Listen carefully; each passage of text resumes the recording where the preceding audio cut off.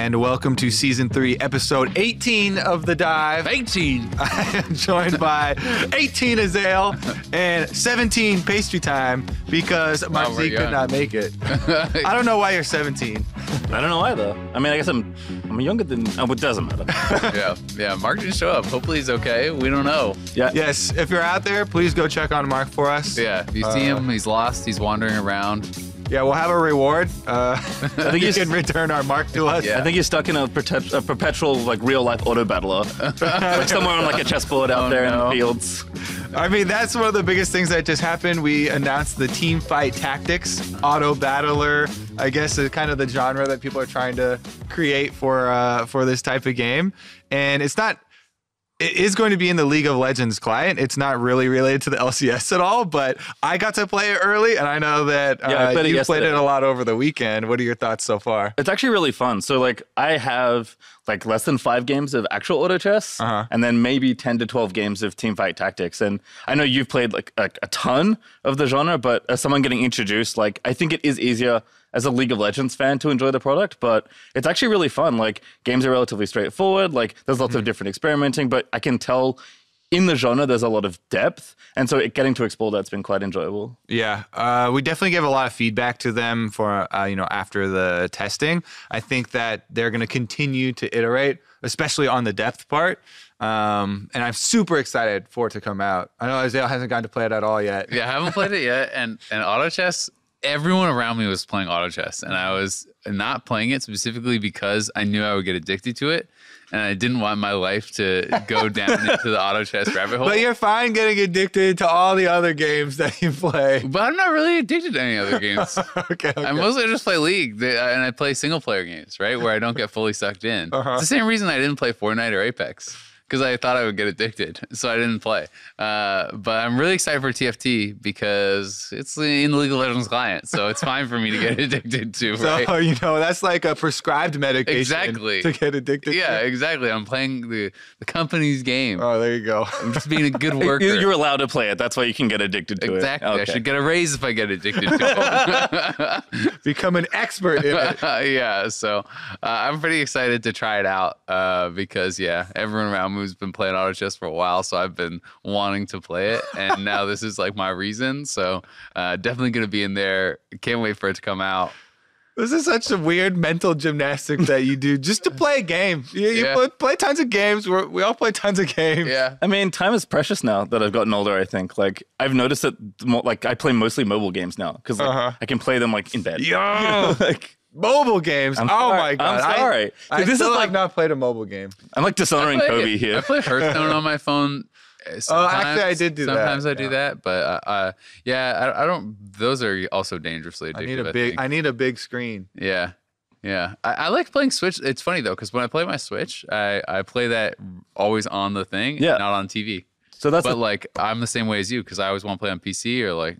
Well, that's the thing. Again, as a mobile gamer, Switch is the greatest console ever. Almost any game that comes out on that console, I will play. Like, Slay the Spire has been out for like 2-3 years almost, and I just started playing it. And I would say, for me, relatively addicted to that game. I've put like 20-ish hours in it already, and I've only had it for like 2-ish days.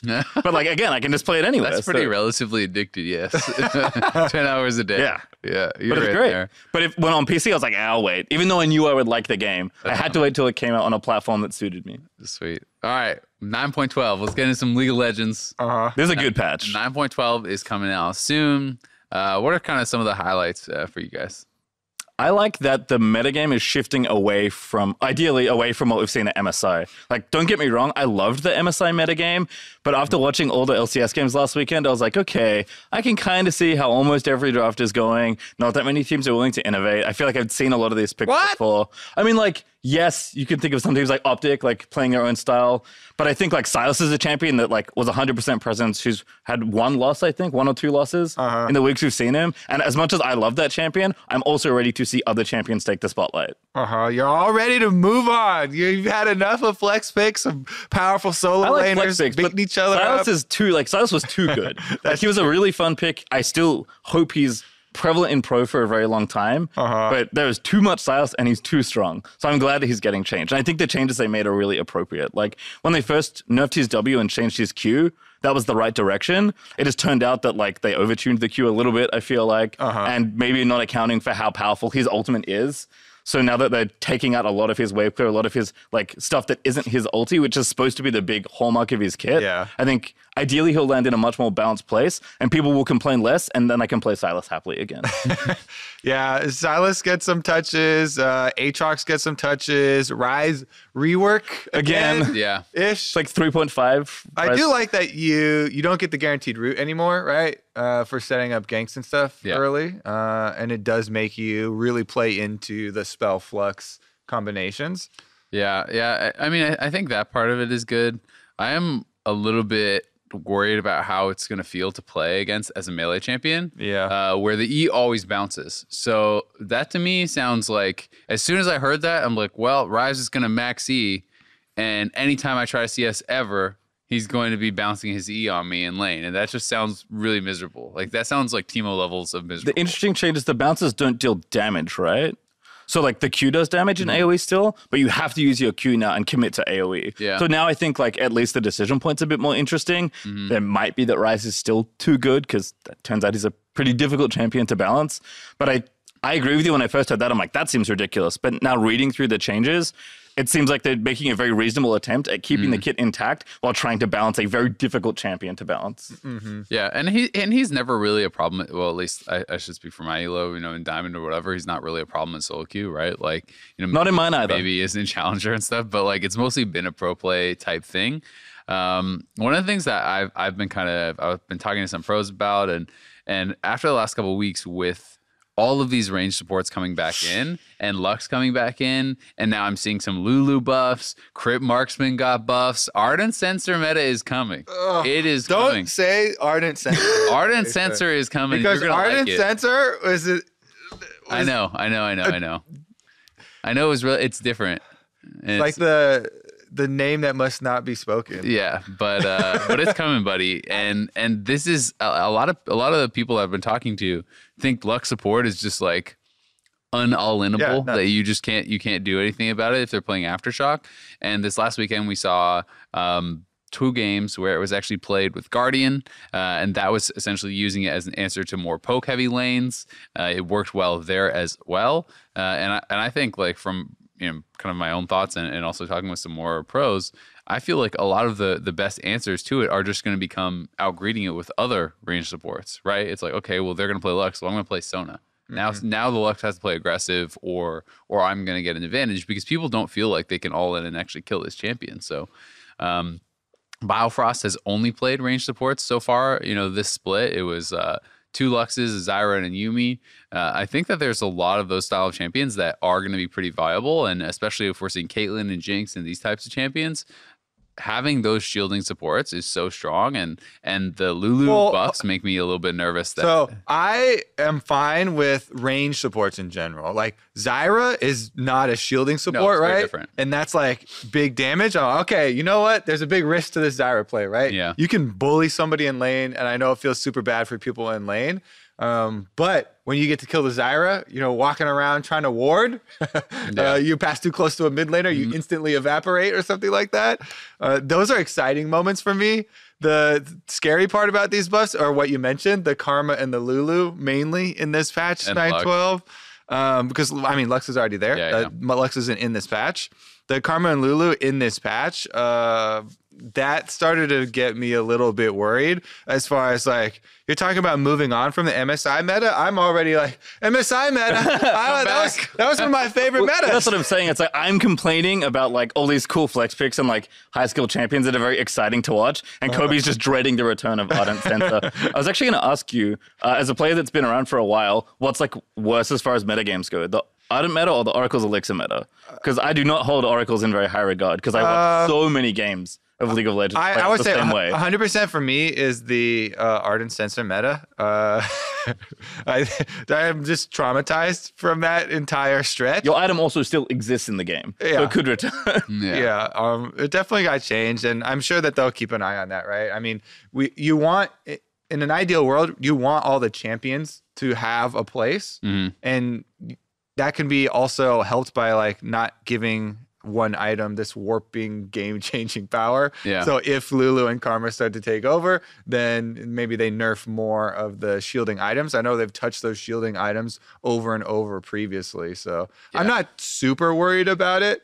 It's in the back of my head, though. Yeah, exactly. Whenever you see something like that, you're like, oh my god, is it happening again? And just after all the Lux this last weekend, and we know Sona is becoming more popular, even independent of Taric, Sona is becoming more popular around the world. You know, we're seeing it paired up with other things. Then these changes come through, and some of the talks I had with people over the weekend, and it was like, oh god, the Karma thing also. I'm like, well, you have an additional 1 second of speed up and 10% more on the slow. I'm like, tank Karma top? Oh no, not again. That is so not fun to play against, and this feels like just even better along those lines of being able to cut you out and kind of just like the Klepto Karma autoing you to that. Especially if we look at it from the LCS window here. Tank Karma is not even fun to watch. I mean, the first time it's pretty funny, and you're like, yeah, he's trying to kill that guy, and he can't. Now he can't do anything. Except when you're that guy. And then when you're the guy that can't kill him. Yeah, or you watch it 5 times in a row, and you're like, all right, it's getting old. I wish somebody would kill that Karma. Like, I want to see somebody get a Riven in here. I like that we nerfed Yuumi, and now there's potentially 3 other supports that are unkillable coming back into the metagame. Yeah. You got touched on this patch as well. Yeah. The other thing is, I don't want it. Whenever you have those shielding supports gain tons of power, it warps the whole game into the best strategy is usually around your AD carry. Like basing the entire game around your AD carry, I don't think is something that we should go back to. They spent a lot of time and made a lot of mistakes getting us out of that type of idea. And I kind of like where we've been able to move to, where marksman and AD carries, are important, but you can also have super important solo laners. Like you mentioned the Riven.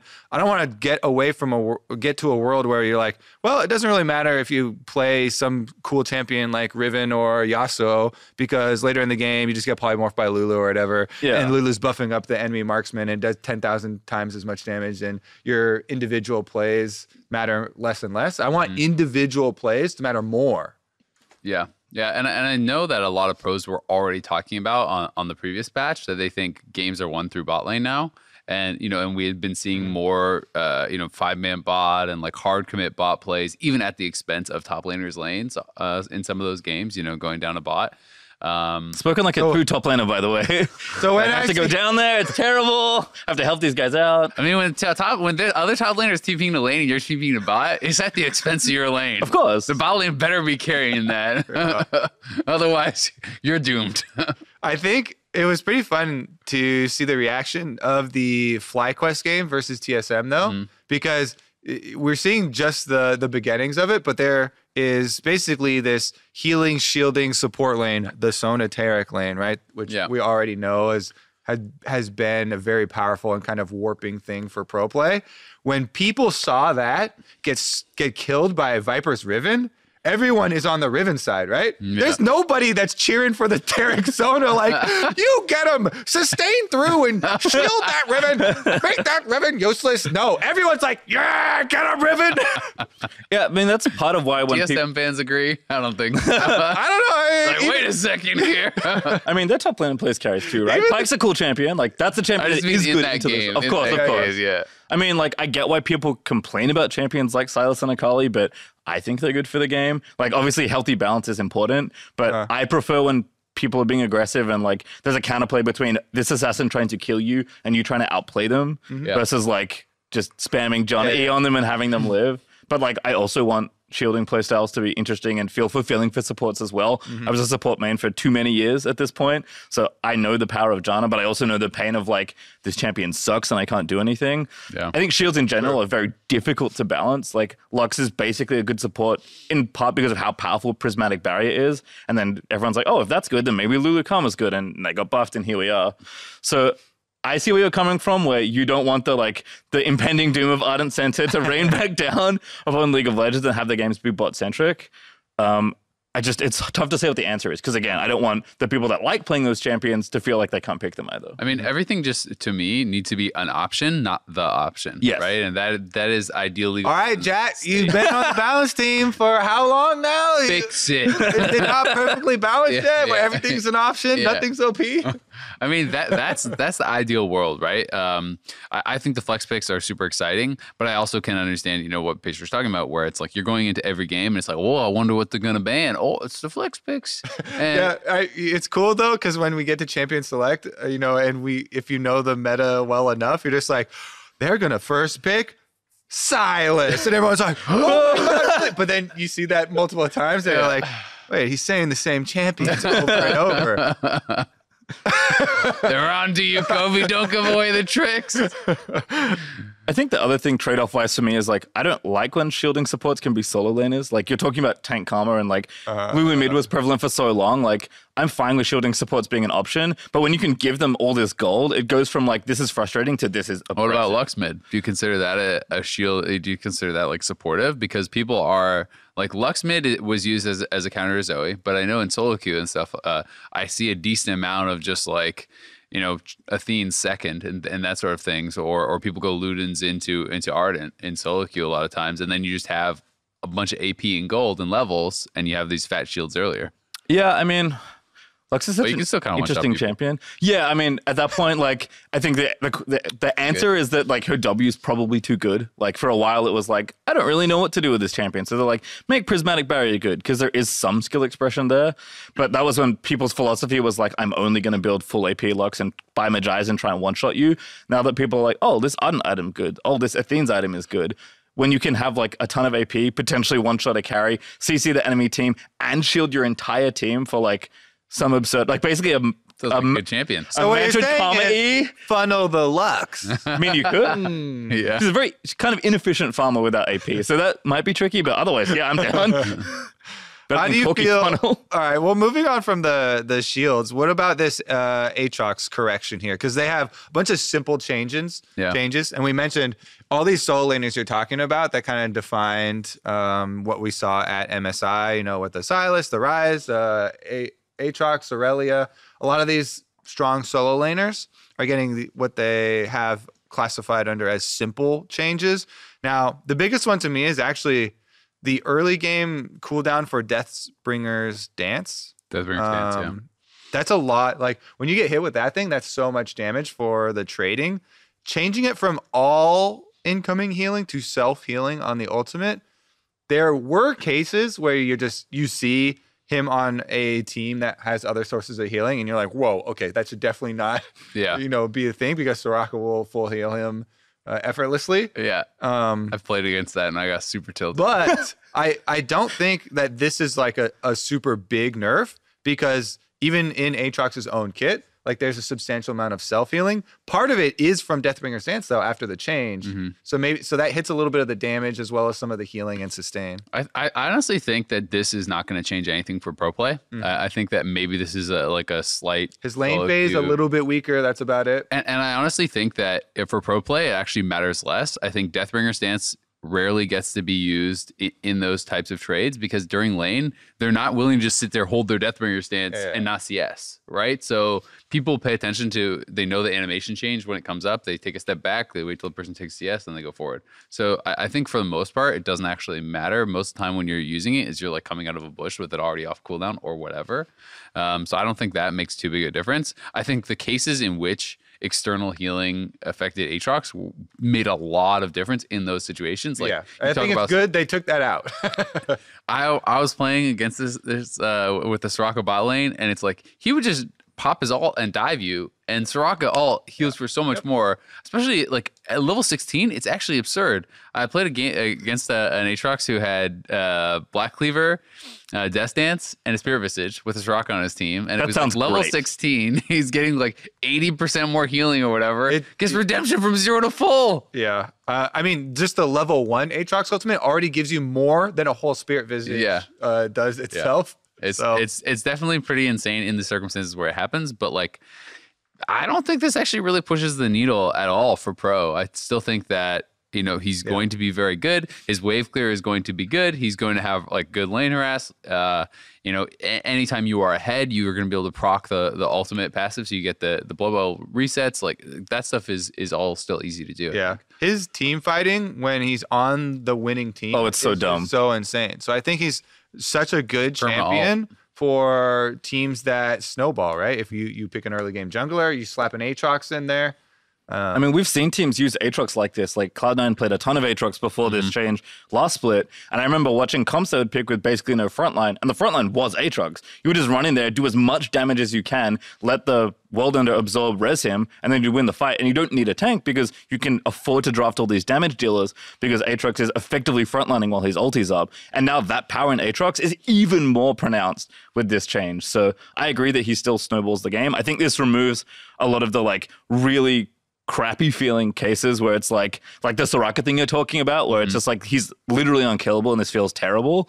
But I agree that it doesn't really change him in pro. I think you'd have to change the healing numbers on the ulti, maybe to a little less than Spirit Visage to make an impactful difference there. All right. What about the new champions? Let's start with Mordekaiser, because Mordekaiser you can play right now on live. I haven't put a game in yet on the new Mordekaiser because we woke up and came here. But I'm going to try him in jungle for sure. Yeah? Because I know that passive does work on large monsters at least.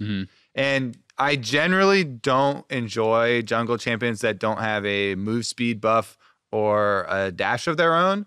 But his E pull seems like, I mean, at least in the video, it's like a really long range. So I think that might be enough. And I like to try everything in the jungle first anyways. But I think he's going to be strong, whether he ends up being a solo laner or a jungler. My major concern, and something I kind of want to mess around with and see if it actually works, is for pro play, if you can just go full tank and just ult the carry every fight and just be like, well, I'm not going to kill you, but you're not in the fight and we're going to win 4v4. So that's my main concern. So I want to see... I was planning on playing some games of it today and trying out that. If you have to be like full AP one-shot style Mord, then I'm less concerned because I still think that's like way more abusable. But if you can be like relatively low economy and not, I'm going Runic Echoes in the jungle, by the way. For sure. That makes sense. Sure. But I'm just talking about my main concern for this champion is if you can just go full tank and just like walk in a circle and have their carry out of the fight. So interesting tidbit, you can QSS the ultimate, I heard. Oh, I didn't know that. Yeah. I That's just saw someone say that on Twitter though. I haven't checked it. Huh. But how do you QSS like a world? I default to trust though. So I'm gonna say you can QSS the ultimate. Because I was gonna say if you cannot, this is something that could really counter the like Art and Sensor AD comps. Because imagine the world in which it's like Soraka's just in the Shadow Realm, the 4 shielders and the Kog'Maw, and you just like, well, Kog'Maw is coming with me. Yeah, for how long do you survive with that Kog'Maw, I guess? I mean, if you're full tank, right? You're running away from him. You're hiding in the brush after you ult him, and your team's winning the 4v4. It's beautiful. Counterplay. Then I just feel like the shielder is just shielding the tanks and nothing happens, and then the Kog'Maw pops back out and wins the team fight. So. Yeah, I was thinking maybe if they only have one shielder, then you ult the shielding support like the Lulu, and I'm like, okay, I can go. I'll go to the Shadow Realm versus Lulu. The Kog'Maw, you guys deal with that Kog'Maw. I took away the shields. I did my part, right? You couldn't kill him? What were you doing? I mean, I know Flowers is actually surprisingly excited for Mordekaiser, which is interesting because he plays only Skarner. I guess like his ultimate is like a super Skarner ult. Instead of impaling him and dragging him back, you like impaled him into another realm, which is pretty cool. But he was talking about how like if you ult the jungler, like they presumably can't smite, which is another cool thing I didn't think about. So the ability, like there's lots of good single target ultimates that effectively remove people from fights. Mordekaiser actually removes you from the game for a very temporary period of time. And I think that's a very easy to understand ability when they're like, oh, it's just a powerful like single target ultimate. But the effect it has on the game is really interesting to watch. So I hope it's pro viable. I think it's super funny that Captain Flowers, just loves Skarner so much and he plays Skarner only Skarner and he's excited for Mordekaiser if Mordekaiser's ult is also QSSable. Because it'll be like QSS is literally just the counter to Flowers. You know what he was playing also before when Skarner started getting banned, he started playing Warwick a lot. Oh, I'm noticing a trend. You should play Vi. You can't QSS that one. I guess you can like QSS. Yeah, I don't think that fits into his playbook. Then he has to play things. He can play Lissandra. Yeah. He doesn't really like playing League of Legends. He likes forcing other people to buy QSS. That's all. There you go. That's the strat. One other thing, Azael, as a top laner, are you excited to try and like split push with Mordekaiser? Because for me, he's the ultimate. Never pay attention to your what your team is doing. Literally, you can always split push if you have your ultimate available. And if they send people to try and gank you, then you ult one of them. Not only can you maybe kill that person and trade, but it wastes so much time. Yeah. You have to fight them, during the whole duration. And your team should be able to get something done. So you can always just split push to your heart. I mean, I'm down to split push on anything, as you know. So I'll definitely try that out. Can you? I assume towers still shoot you if you ult them under their tower, right?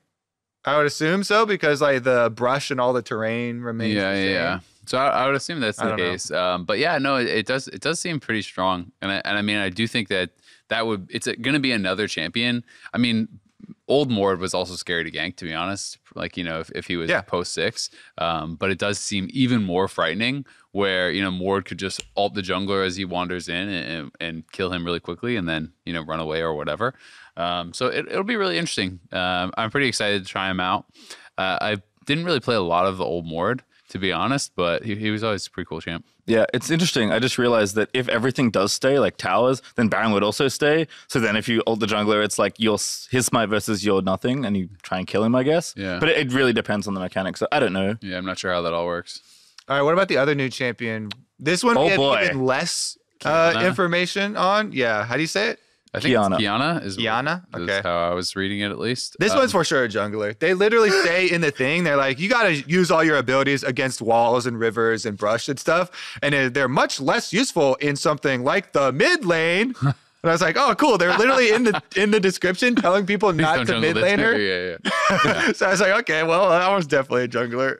And she does have an invisibility with something about like shooting it into brush or out of brush or something. I think out of brush, you can make like a trail of invisibility that you can follow. Yeah. So anytime there's stealth, I think that's cool. So the brushes give you like some sort of stealth. The river gives you like a slower stun, I think. So it goes into ice, and then walls just like crash people against the wall. Yeah. Like this, I'm so excited for this champion. Like it's, again, as a mid laner, it's been a very exciting time with all these champions getting released, like Aurelia, Kali, Sylas, and now Qiyana.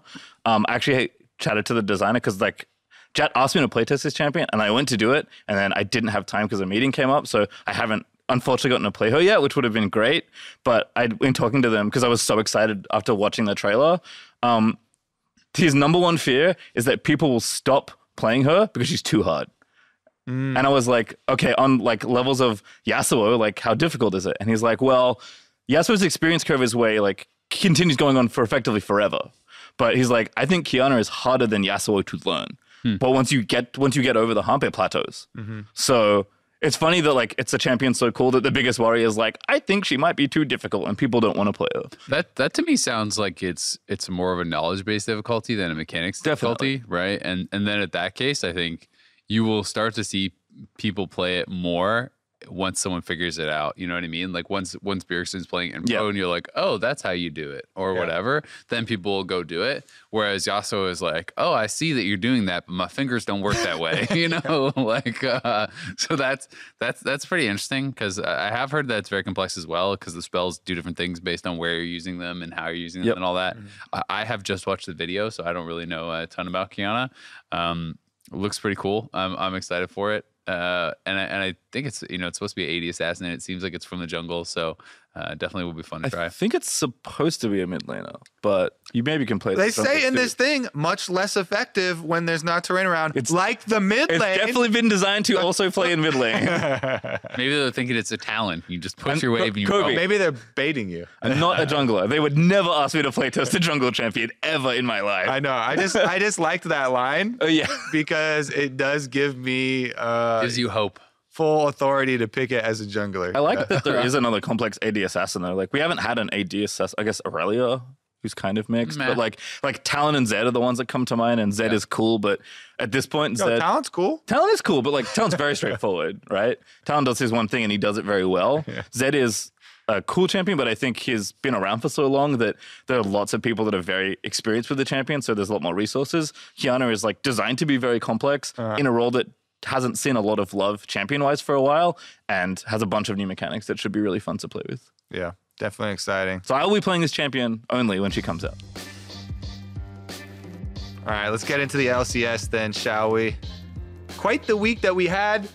Guess who's our number one team? Who is it? None other but the 10th place ranked dive rankings team. Team Optic, they're number one. Don't check the tapes. Don't check the tapes on that one. I mean, honestly, when we were ranking stuff pre-season, and we got down to the bottom like 3 or 4 teams, we were kind of like, it's one of these ones going to be down there. But I do think it's really funny that we all ended up with like, okay, I guess we'll put Optic there. And they have had the easiest schedule opening, but they also, what was the last game they won? Because they also just beat one of their first difficult opponents. Yeah, FlyQuest, after FlyQuest had the Riven smashing game versus TSM. So Optic, I think, are looking good. And of course, we're already highlighting Meteos and Crown, and they're definitely performing. And I think the reason it's more exciting for me that they're 4-0 is not just, they happen to win some games. It's that they're doing it in a different way that gives me hope that they actually change the link. Because one of the main reasons I think we had them at the bottom of the standings was we're like, well, it seems like they just kind of do the same thing. They haven't really, like they didn't change any players. They would have to really be able to kind of reinvent themselves as a team to kind of rise in the standings a lot. And we weren't sure that they were going to be able to do that. And they have shown us a different version of themselves, right? Last season, a lot of the concerns were, you're putting Dokal on these split pushers. You're not playing towards him. It's just kind of like Meteos and Crown versus the world. They've put Dokal so you're saying Poppy Duty is the all-solve solution. I mean, he is playing really well on Poppy too. So I do think Dokal is playing well. I think it makes more sense. If you're not going to play that side of the map, you shouldn't have been playing split pushers in the first place. And their bot lane is also performing better. Like we've had multiple games where Arrow is the only consistent form of damage, and they're drafting for that, and Arrow is performing well. It just feels like the team as a whole is doing better, and they have moved Crown more to kind of the split push crazy guy. And I think that is something that like suits him and their style more, because he is the star of the team as far as that goes. He's such a strong individual player. We've seen 2 TF games, and in both the Vladimir and the Sylas, he was playing side lane pretty heavily as well. So they have this kind of pretty defined style where it feels like they're playing a lot of split push, but it makes more sense that since Meteos wants to play around Crown anyway, he should be the guy split pushing because he should be the guy that's ahead. So I'm pretty excited for what this team has shown. My main concern is just what does it look like once they get taken off some of these priority picks. Poppy is something that a lot of people have been talking about. What is his next pick after that? If it's just like Poppy and then back to Yorick, baby, then that's concerning. But yeah, if it's Maokai, or if they have more of these tanks that can fit the same role, I think then things could be looking really good for Optic. Yeah, it feels like this is like a very refined version of what Optic tried to do a lot of in the spring, and it is impressive to watch.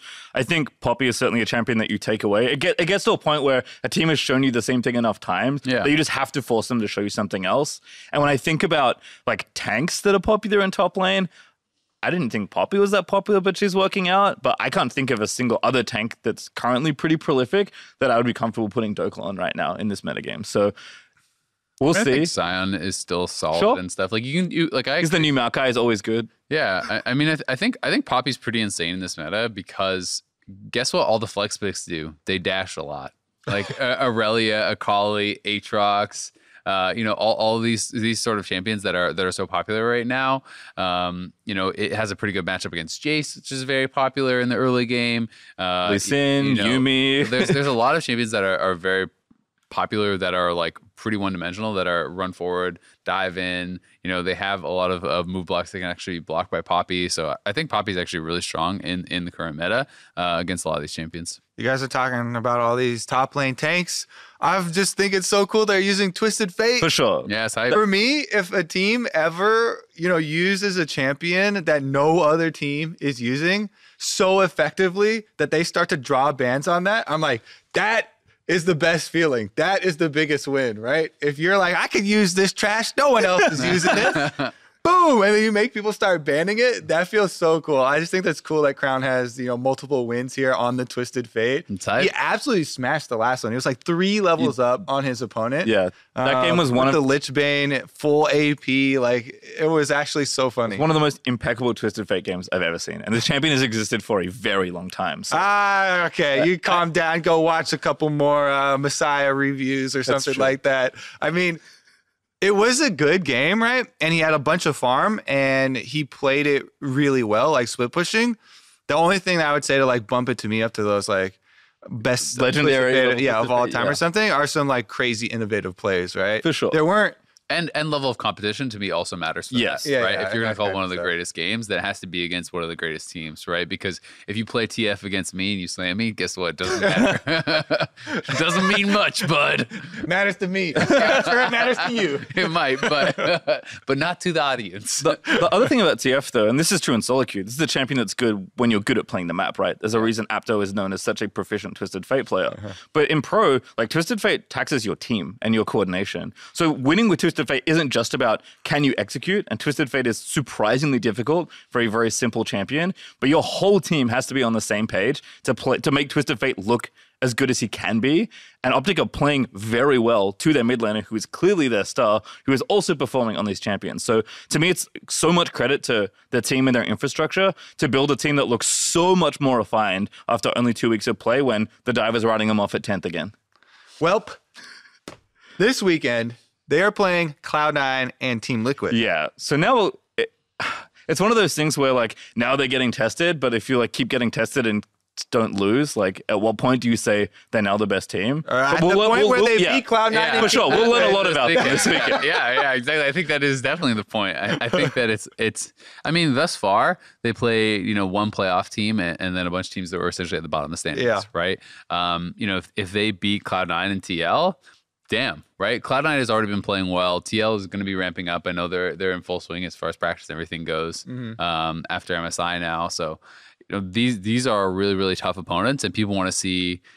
For me, again, it's not only can they beat or challenge the top team, it's what happens once people start inevitably banning out some of these picks that you are relying on, because I do think that will happen. It's something that I think has been somewhat sorely lacking in LCS. Just in general, this split is people are too obsessed with banning the meta and not banning the players. I think it's the same thing that we're seeing with Golden Guardians. It's like, all right, Ole gets Tahm Kench twice in a row, absolutely slams the game.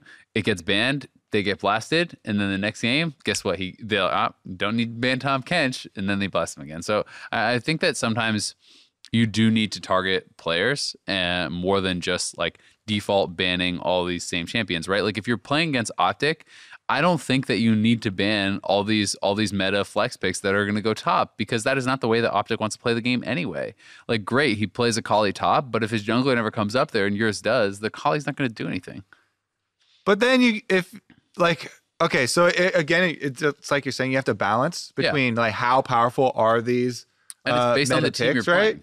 And base it on the team. But what's to say that they don't use it successfully, and then you get super hard flame for letting the meta stuff through? I do think that you should be target banning people, especially in cases where you don't think that they are as like super proficient on those champions. Like the Ole Tahm Kench is a great example.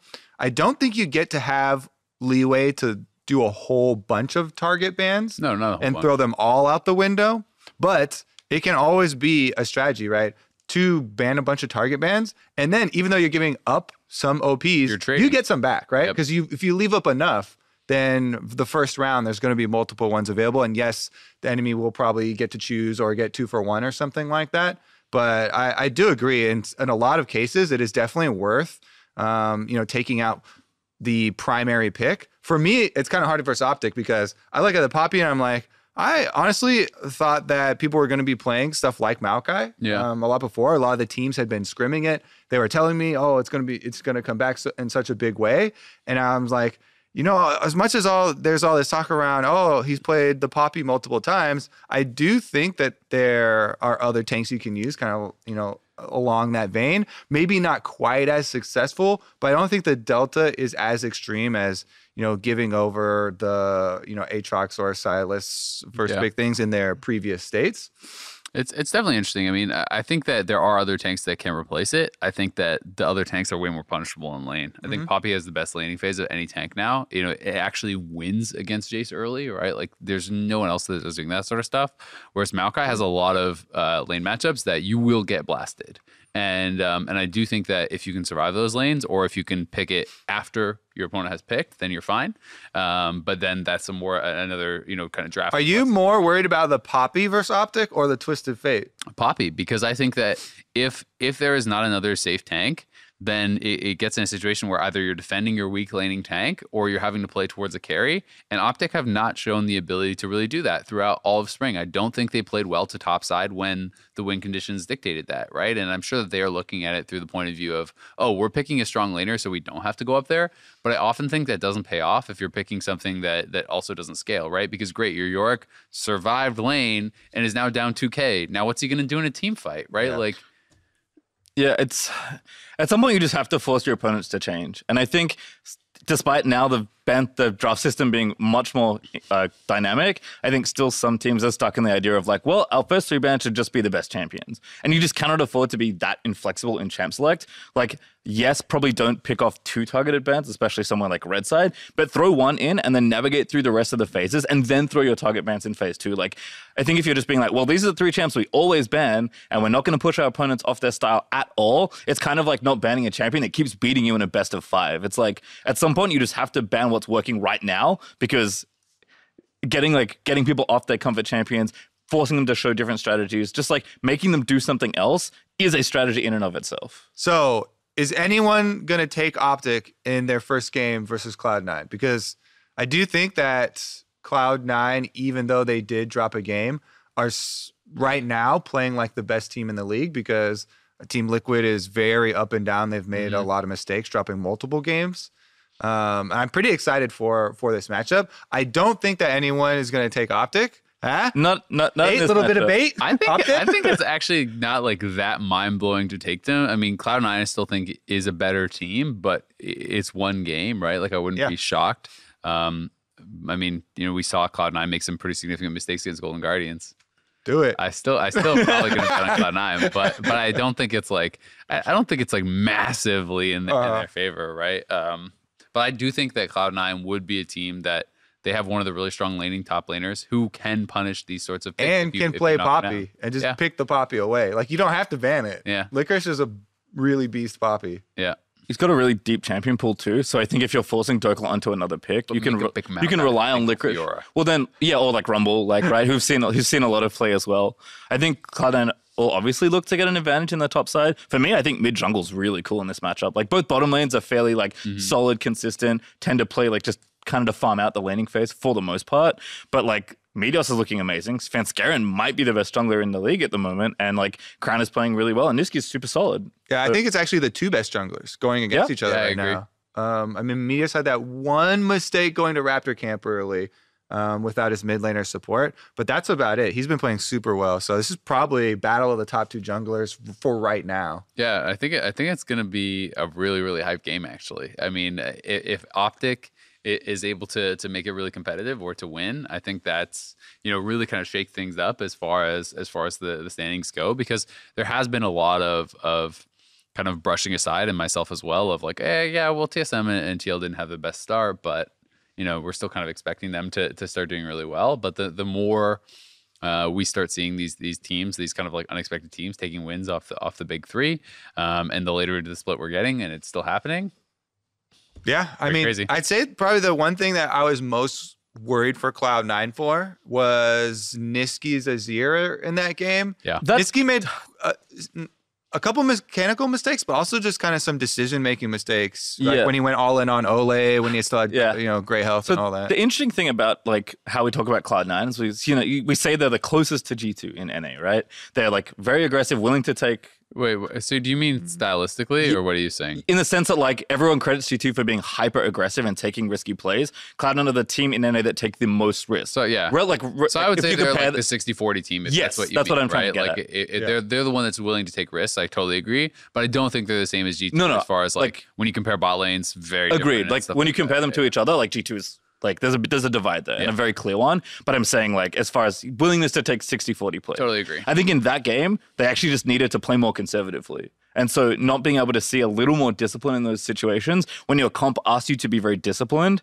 is kind of like, I get why they did it because like they kind of were relying on Nico only to get things done. But I think the danger of cool things very much affected Niski trying to make that play around Baron. If you just do the normal like 90% play, I think that game goes a lot differently most of the time. But they took the risk and this time it bit them.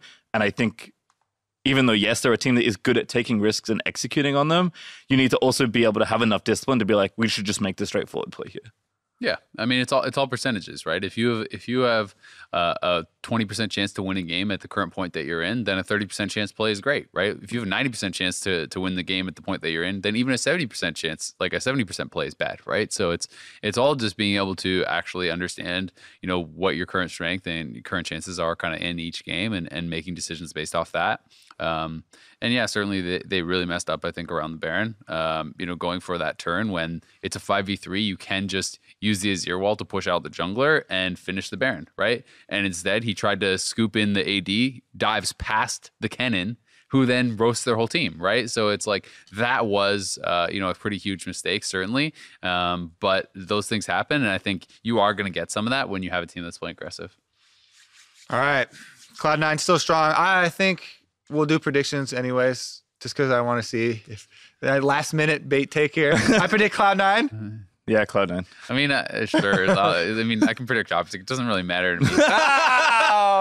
Come on. I think I already said I think that Cloud9. All right, you're predicting Cloud9. But I mean, I just think moving on to the fourth place teams. Yeah, we got a big bundle of teams here. Also, Clutch won some games, so Freak has to wear a cowboy outfit. We haven't forgotten. Yes, that's true. He bet that they would win some games, knowing he that has he to was gonna talk lose like that. a cowboy the whole time. I don't added want that on. I do not want that. That is going to make for a terrible. As someone that's experienced a lot of Freak accents, I definitely don't want that. He's definitely going to do it regardless. Okay. He'll definitely at least start with it. All right, maybe you can come in for another episode. I'm down. You can take my spot, Kobe, and you can hang out with the cowboy. Yeehaw. Yeehaw, partner. All right, well, group of fourth, we got TSM, CLG, TL, and Clutch. Clutch coming off to a weekend. TSM and TL kind of the surprises here, sitting at 2-2, and CLG I think also maybe surprising for different reasons. People aren't really sure like how good or bad they are. I mean, I think kind of standard for CLG. Yeah. I guess you're like, oh wow, they beat Team Liquid. Oh wait, yeah, well, it was a really good game. It was against TL. Yeah, the Lux, Caitlyn, Victor. Yeah. Like, they used that for sieging so well. That was great. Stixay, Caitlyn just got 2 more AD on the current patch. Oh, it's OP. It's unbeatable. 912 is the patch of Stixay. Yeah, and Bauerfrost already playing all these enchanters, double Lux. Yeah, I mean, I think if the meta does push towards bot lane again, I think CLG have a pretty easy plan to rely on. Like, it's tough to choose between like power V. I mean, they have threats potentially everywhere, and I think one of CLG's biggest things is I never felt like they've decided how they want to play the game. Mm-hmm. Like, if we can credit Optic for being a good team at figuring out how they want to play and drafting and playing that way, CLG are kind of like, we can do just about anything, but they never pick a strategy. And then if you're not going to pick a strategy, it's very difficult to look clean in games. So I would play around their bot lane because I think they've been reliable before. Power V was surprisingly good at enabling other players despite also being a very good carry player. And if Ruin's going to run a lot of interference in the top lane, you can play 4v4 pretty well, or even have him come down and play team fights once the coordination of the team kind of moves up a bit. I think CLG is definitely one of these teams that does get target banned. If their bottom lane does well, I can totally see Stixay getting Caitlyn bans because it hasn't been like a lot of super impressive like bottom lane performances from him specifically. I mean, I do especially like in spring they weren't great. Exactly. I do like Biofrost on like the Yuumi and stuff like that, but I can definitely see them getting target banned if that starts to happen, like especially the Caitlyn. But to me, the biggest thing for CLG in their wins, I really think that Wiggly has had really strong games in their wins. He also had a pretty poor game, so it seems like right now you can really, he's kind of the barometer for the team. You can definitely see if he's making a lot of these early plays. Sejuani has been really great for them. If they can get some more consistency there, I can definitely see CLG, doing quite well. Yeah, I feel like we say this a lot about CLG, but their pieces are all good. It's just a matter of using them effectively. And I think they struggled with identity a lot in the last split. So I think you can play to your top side and play that way because Wiggly's good. Power Reaver's a great carry player. And I think Ruin is a player that has shown that he can also play that style. But you need to choose. Like, you either leave your bottom lane to be self-sufficient and let your top half carry, or pour all your resources into your bottom lane and let them carry. And that involves, shifting around the metagame, having good reads on what the current popular strategies are, and also just like not doing things like, hey, we're going to try this because maybe it works, and then it doesn't. Like, Power Reaver's a great player. His Aurelia looked fine, but it's not the same as his other, like Orianna, his Victor, his champions that he's really known for. Yeah. I mean, the Aurelia game, he had some pretty big mistakes. Like the 1v2 kill was great, but then he immediately ran it down. Crown, and I feel like every ult I saw completely outclassed him. Yeah, for sure. And it was from a disadvantage because he started with that first blood and then immediately took a fight into a bunch of minions that died and had no TP, and then his lane is doomed. I think that, CLG, like my big thing for them was, as much as we think of 6A and Biofrost as a good lane from the past, because they have been from the past, in spring they were so bad. I think last year it felt to me like Stixay and Biofrost were the shining light for CLG and everything was not working around them. In spring, I thought they were bad. They did not play up to their level and kind of really at all. Back in summer, they were one of the best laning 2v2s in the league statistically, as far as like CSD and all these stats. They did well, and the team struggled outside of that. If they can get back to that summer form where they're winning 2v2s, then I think playing around them can make a lot of sense, and that's great. And it does feel like CLG is wanting to play more towards mid and bot. Ruin, was the split push guy from the TCL, and it feels though that they're using him more as the like Darshan plug and play, where they're gonna be looking for more for team fighting. He is not hard committing to split push really thus far, so it has been more about bringing him down to bot lane and these sorts of things, which will be interesting to see if that kind of continues to work for them, and if Stixay and Barfrost can have a good split. All right, what about TSM? Do you think they should stick with Grig? Because they have had multiple wins now on Grig. I know people always focus on the game results, and then you can also like show stats and be like, look, the jungler won the games when they won, that type of thing. But like, if you actually look at the games, I do think Grig played well, just individually on the Hecarim one. And like the Zilean Yuumi draft that they had, I thought was exceptionally good and well executed. So TSM's been having this really slow start. That was unexpected, I think, coming back in the summer, because they've been talking about all this practice that they've been doing, the team bonding exercises that they showed on TSM Legends. Are they now starting to climb back up? Can you be confident, or are you still like a little bit unsure if they're going to make a... I mean, I still think by the end of the split they're going to be good. I'm still feeling a little bit unsure. Speaking of TSM Legends, when you watch that, you heard about Bjergsen talking about how this team isn't having to start over, like that they're practice hard and that they're starting from that position that they were in spring, and they're going to be really good out the gates, and they haven't been, right. And as far as the Grig versus Acadian thing, I agree Grig has looked better, but you also have to take in consideration quality of opponents. Acadian played against Liquid and FlyQuest, and Grig played against Echo Fox and CLG. These are two worse teams that he was actually going up against. I do think that the individual play, as far as eye test, Grig has looked better. But it's kind of interesting to me that they were so good at the end of spring. They were playing so aggressive, and now it feels like they're going back to like these heavily scaling compositions that I identify with as the TSM of old, not this kind of new iteration with Broken Blade, where it's like, great, they're playing super aggressive. They're going to use all these flex picks. They're going to do all this crazy stuff. And it's like all Hecarim, and they have 3 out of the 4 games with Hecarim, scaling jungler. They're picking a lot of Zilean. They're feeling like they're wanting to go late game team fight, and that is somewhat concerning to me, as far as like that doesn't feel like where the meta is at right now. And if you're playing against the best teams and you're depending on scaling heavily, games are ending so quickly that is my major concern for them. So if you are really dependent upon that strategy, that to me is like, well, is TSM feeling like they need to do that to get wins? Are they feeling like we just want to do this to try it out? Or I'm not really sure where they're at with that. But I think TSM has looked much worse now than they did towards the end of spring and in spring playoffs, certainly. They just seem like very uncoordinated. And I imagine some of that is because they're like trying to figure out which jungler to play. Like I would like to see them try and truly attempt a 6-man roster, but I just know deep down they won't. And that's not what they want. And they want to pick a player and have them play that position. So if you're not going to do that, then like if you've now getting to a point where you're reaching a decision, then you can maybe start refining your style. But it's not surprising to me, despite all the effort they did coming into the split, that things aren't working out because there's clearly a lot of stuff they haven't figured out yet. And TSM is a team that's tough to balance because there's a lot of good players on this team and you can play a lot of different ways.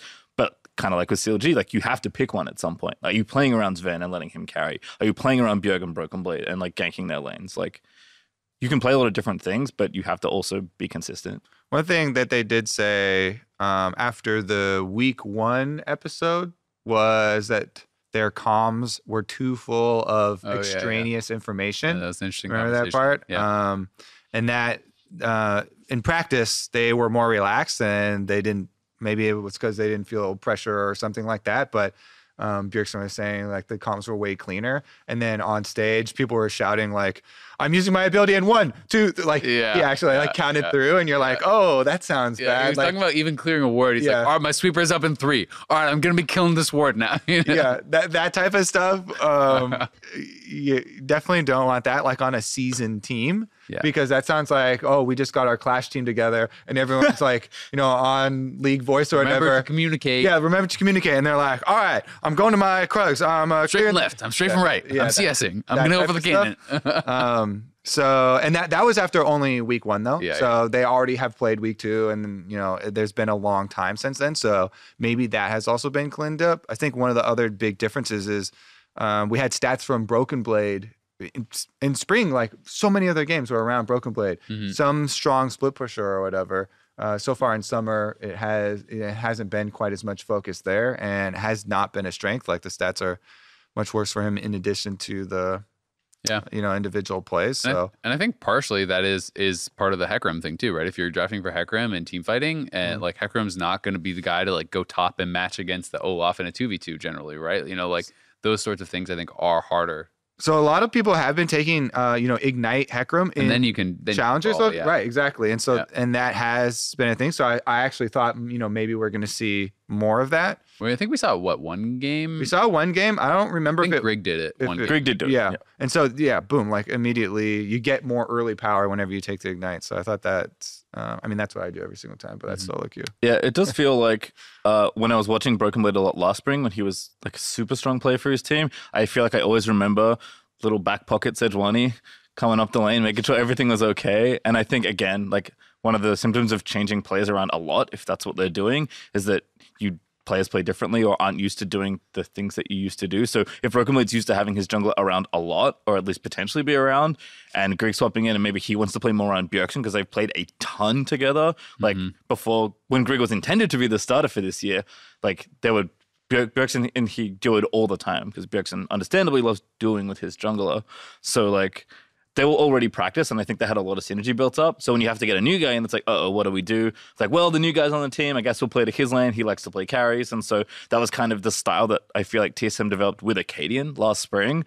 So again, like when you change things, it's tough to know what adjustments to make. I think Broken Blade is partly a symptom of his jungler probably playing differently. I think maybe also just that like the team in general obviously isn't as clean as they were. Yeah. All right, quick check-in on Team Liquid, because we keep having this story of, after MSI, they said they're burned out, so they didn't practice. Yeah. We're at max 2 weeks. You get 2 weeks coming back. Otherwise, why didn't you just take real vacations the whole time? If you're going to be saying, we're burnt out for the first 3-4 weeks of the split, take the time to not be burned out. Literally have the team not practice at all. Just show up for the LCS game on week 1. Like give them that actual whole time off to actually get rested. Then you perform poorly 1 week. But if you drag it out, you like keep sort of practicing, but sort of being burned out the whole time. If we keep hearing that type of stuff, then I think it's cause for concern. I think they're getting it back together right now, though, right? Yeah, my understanding is they're grinding now. Exactly. This week should be like, okay, we're past all of the MSI hangover excuses or whatever. Mm-hmm. Yeah, and I mean, I think partially it was, debating within the team of what they were going to do. Some people want to take time off. Other people don't think, no, you shouldn't take time off. Some management thinks, no, you guys should be grinding. Some people think, okay, maybe they should get some time if they need it, right? So I think that was partially what it was. Some people, I think, wanted to just be like, yep, all right, not playing League for a week or two, right? And then other people are like, no, of course you are. We're practicing. We're going to win, right? But I think either way, the team is back on the grind. Definitely is what I've heard. So, they're all aligned on that now that they're going to be practicing hard. They went 2-2, so kind of no room for vacation type thing is the idea now. So we'll see how they're going to do in week 3. But I mean, week 4 is Rift Rivals, right? So yeah. Rift Rivals is coming up pretty soon.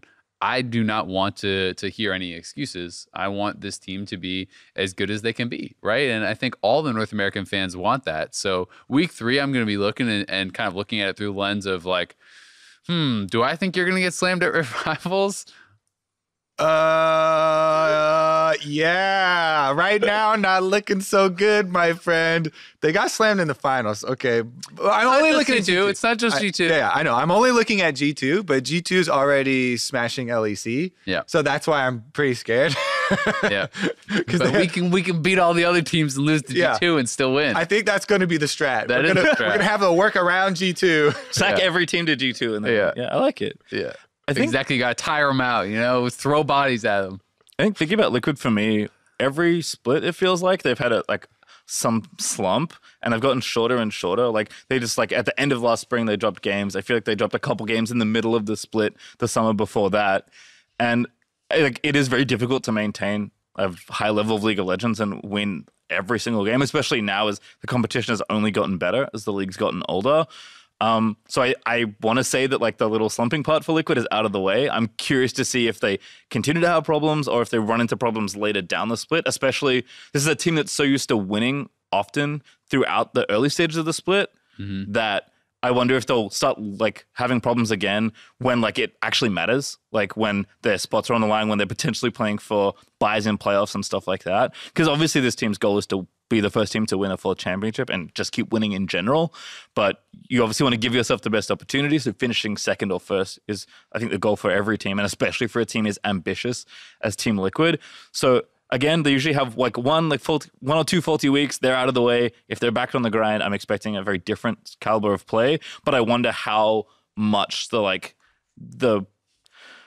tiredness or whatever they felt after playing for so long and playing through MSI affects them, because I'm used to seeing them slump in the middle, not at the start. Mm-hmm. Yeah, and I think it's kind of the MSI hangover, right? They never went this far before, so the tournament just lasted longer. If you get knocked out in groups, guess what? You get a couple more weeks vacation before you come back, right? And the schedule's pretty tight this year, plus they went to finals. Last team, at least, you guys can touch on whoever you want to touch on. But I was watching some of the stuff from the heist for 100 Thieves. And, kind of really enjoyed that. But it was really interesting to me to see the dynamic that Amazing has with the team. So, seeing him talking to his teammates and talking in the huddles, it feels like Amazing is almost like the coach. He is being very direct, very, much leading the conversation and kind of a really strong personality coming in for the team, talking about how they must win, losing is not acceptable, these sorts of things, and trying to hold people accountable to really giving it their all, and it's just really interesting to see. So I thought that was pretty fun to actually watch. He very clearly cares about winning, and he is here, wants to win. And the personality of the team for the most part, and probably even talks about this in the show, is the other guys are all much more reserved and kind of quiet and laid back, and Amazing is coming out as this pretty aggressive personality and no, we have to win. This is what we're gonna do. You're gonna talk more. We're gonna fix this. Yesterday was my fault. We're winning today. These guys suck. And it was just it was cool to see, because I do think that when you are coming off such a terrible spring split, you need a bit of a kick in the pants. And I think you need to kind of someone to be that spark plug for the team. that gave me some hope that at least like watching that was like, okay, well they haven't just like given up, right? Like so like certainly Amazing really does care and really wants to kind of fix things. So we'll be interested to see if they kind of improve going forward. Yeah, you definitely need some sort of fire there, some sort of change in what the communication is going on. For me, I'll pick Golden Guardians because it feels like we skipped all the way over them. They're tied for second right now, and they've been a blasting. Yeah. Yes, they did drop their last game. What was it to C9? No, they won that one. C9. They lost. I want to say. Oh God, was it FlyQuest? All right. I had the wrong page open. It was They beat them. Yeah. Now I'm on the cloud. They defeat themselves. They defeat themselves like some epic technical difficulties. Oh, no, God, it's a disaster. So anyways, they lost some game to some team. But their game, I thought they've been drafting really well, right? They went 2 Anivia games. The second one they had here with the Varus poke as well. Yeah. And I do think that Golden Guardians are going to be on the rise. They've been playing really well. It was clutch. They lost the clutch. They beat Cloud9 and FlyQuest. Yeah. Oh, yeah. It was the clutch gaming. Yeah. But I do think, because I was most worried about the bottom lane for this team and them recognizing that, and they're like, we're always picking you, Varus or Ezreal. And Tahm-Kench. And then Ole pick Tahm-Kench every time. That has been like a really successful for them. So again, you're concerned about, are they going to get target banned in the future? Yes. That will be, that's going to be the next kind of pathway that we have to, solve here for Golden Guardians, but I'm optimistic for them. For sure. I mean, I think to get the like ban stuff out of the way, I think if you aren't banning Tahm-Kench in phase 1, like, I don't know what the rest of your plan is, but that seems like just a mistake to me against Golden Guardians.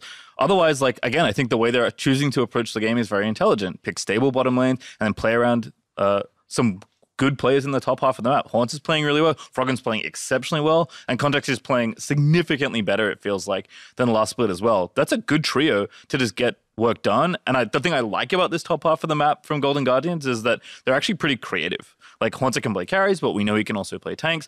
Froggen has a really unique champion pool, but he's also now proving that he can play meta stuff. And Contracts has always been at his best when he's able to be proactive. I think he's not the most aggressive jungler. I think that title probably still goes to like Svenskeren or maybe Dardoch when he was playing. But Contracts is a player that's really good at like getting information, tracking the enemy jungler, and then setting up plays with your good solo laners. So when you have 2 good solo laners, there's actually a lot you can get done here. And they've been willing to show a lot of different looks, at least in the top half of the map, while keeping the bottom lane stable. So the way they're approaching the game, I like a lot. And I think if they can show more, especially if their bottom lane can level up and show that they can now start winning 2v2s if the meta shifts that way. If it shifts back to enchanters, don't worry about it. Never look at bottom lane through the games because nothing will happen. But yeah, I'm excited for Golden Guardians. I think they're all playing well. And I think I was someone that was personally not that excited for Froggen when he came into the team, and I think he's absolutely proved me wrong. He's playing exceptionally. Yeah, I think that's probably the brightest spot for me. That Froggen's individual play has been so good. Yes, the Anivia, and everyone's gonna be like, well, it's the Froggen Anivia. He always plays that champion. But his Aurelia game was also really good. It was really good, right? Watching some of his solo queue games, he is not just pigeonholed on one type of champion even. There've been a wide variety. So I'm super excited to see what Golden Guardians will do. You're talking about their versatility on the top side of the map. Kind of that allows the bottom side of the map to be so much more specific, I think. Yeah, definitely the case. All right, we got some Twitter questions here for us. This one, I feel like I didn't paste the whole name. I think I'm missing some letters, but it was a great question I got last week, actually, so I pulled it into this week. It was from a coach, and he's asking, if 100 Thieves have to get rid of either Someday or Bang in order to unlock the import slot mid that he says they so desperately need, which one should they kick? And what other LCS team would then benefit the most from essentially having that player that did get removed? Well, I agree with them. I do think that they need something in the mid lane. Mm-hmm. I really think you need mid lane control right now. Something at least for lane phase that you can try and fight with. So to answer the question, I go Bang actually on the bottom side. I mean, we've said this so many times, but watching Someday, I think Someday is still such a great individual player. Some of Bang's plays don't remind me of a world champion. So that's one I would definitely go with. it does make it kind of difficult because then you have to match your bottom lane synergies. That's always one of the most difficult things because and what bot laner do you get? It's so hard to know because you're scouting these people and you're interviewing these people. You're not going to know how well they play with your bottom laner until you actually try them out and you have them, play a bunch together and communicate together, and you don't know if those problems will arise until they're actually in it. So it's probably one of the harder ones to test, but I think it'd be worth the testing, and I would do bottom lane.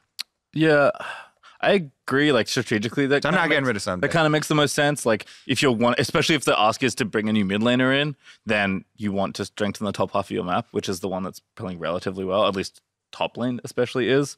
As far as who I'd put in, I actually kind of like someone like Cody for this team.